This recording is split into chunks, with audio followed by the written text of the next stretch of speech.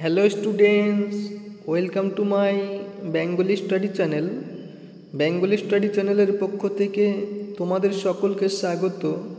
প্রিয় একাদশ শ্রেণীর শিক্ষার্থী বন্ধুরা, আজকের অনলাইন ক্লাসে আমি তোমাদের জন্য দর্শন বিষয়ের লাস্ট মিনিট ফাইনাল সাজেশন 8 মার্কের প্রশ্ন নিয়ে উপস্থিত হয়েছি। কারণ তোমাদের যেহেতু পরীক্ষার আর বেশি দেরি নেই, ইতিমধ্যেই বিভিন্ন স্কুলে পরীক্ষা শুরু হয়ে গেছে ফাইনাল, সে কথা মাথায় রেখে আজ আমি তোমাদের দর্শনের ফাইনাল সাজেশান অর্থাৎ তোমাদের ফাইনাল লাস্ট মিনিট সাজেশন নিয়ে আজ আমি উপস্থিত হয়েছি।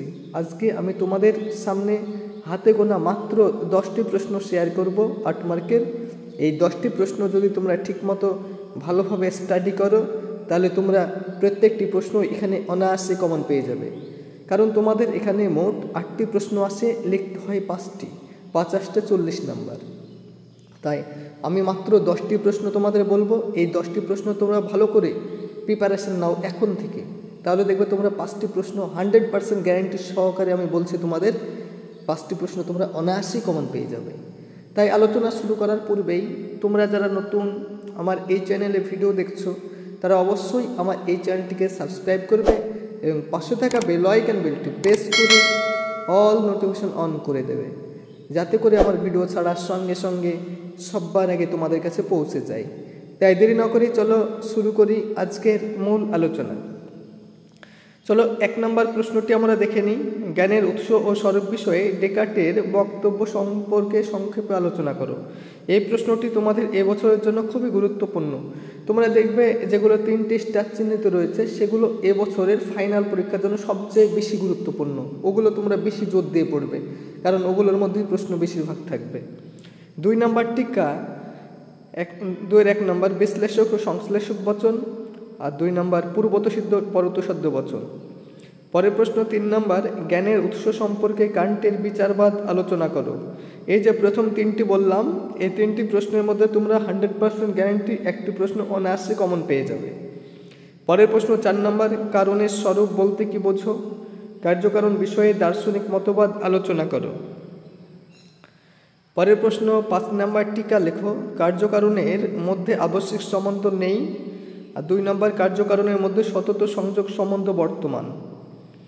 এই যে 5 নম্বর এবং 4 নম্বর প্রশ্নটা বললাম, এই দুটো প্রশ্নের মধ্যে তোমরা একটি প্রশ্ন অনায়াসে কমন পেয়ে যাবে। পরের প্রশ্ন 6 নম্বর লৌকিক বস্তুবাদ বলতে কি বোঝো। এই বক্তব্য সমালোচনা সহ ব্যাখ্যা করো। এবছরের জন্য সবথেকে ইম্পর্টেন্ট প্রশ্ন এটি। পরের প্রশ্ন 7 নম্বর সরল বস্তুবাদ বলতে সরল বস্তুবাদের মূল বক্তব্য কি। লক কীভাবে সরল বস্তুবাদের সমালোচনা করে মূল বক্তব্য উপস্থাপন করেছেন। তাহলে তোমরা যদি 6 নম্বর এবং 7 নম্বর প্রশ্ন দুটি পড়ো, এই দুটি প্রশ্ন, তাহলে তোমরা এখান থেকে একটি প্রশ্ন এই দুটির মধ্যে 100% গ্যারান্টি কমন পেয়ে যাবে।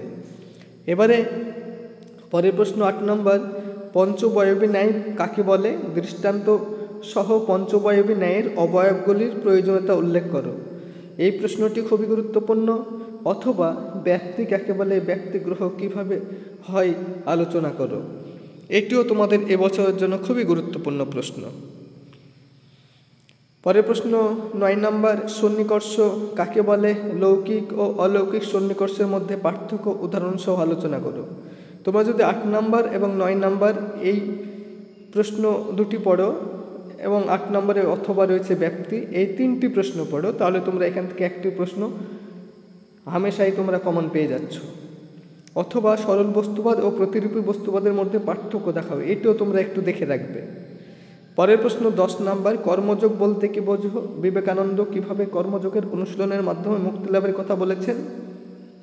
এটিও এবছরের জন্য খুবই গুরুত্বপূর্ণ। 11 নম্বর বিবেকানন্দের কর্মযোগের ধারণার ভিত্তি হলো প্রয়োগমূলক বেদান্ত, ব্যাখ্যা করো। 12 নম্বর প্রশ্ন মানবতাবাদ কি। রবীন্দ্র দৃষ্টিতে বিশ্ব মানবতাবাদের তাৎপর্য লেখো। 10 নম্বর এবং 11 নম্বর দুটো প্রশ্নের মধ্যে একটি প্রশ্ন আসবে এবং আরেকটি প্রশ্ন তোমাদের 12 নম্বরটি পরীক্ষায় এবার থাকবেই। মানবতাবাদ কি, রবীন্দ্র দৃষ্টিতে বিশ্ব মানবতাবাদের তাৎপর্য লেখো। তাহলে তোমাদের এখানে দুটি প্রশ্ন পাবে, 10 এবং 11-র মধ্যে একটি প্রশ্ন আসবে এবং 12 নম্বর প্রশ্নটি আসবেই গ্যারান্টি সহকারে তোমাদের বললাম। তাহলে এই 3টি প্রশ্নের মধ্যে তোমরা দুটি প্রশ্ন এখানে কমন পাবে, তোমাদের লিখতে হবে একটি।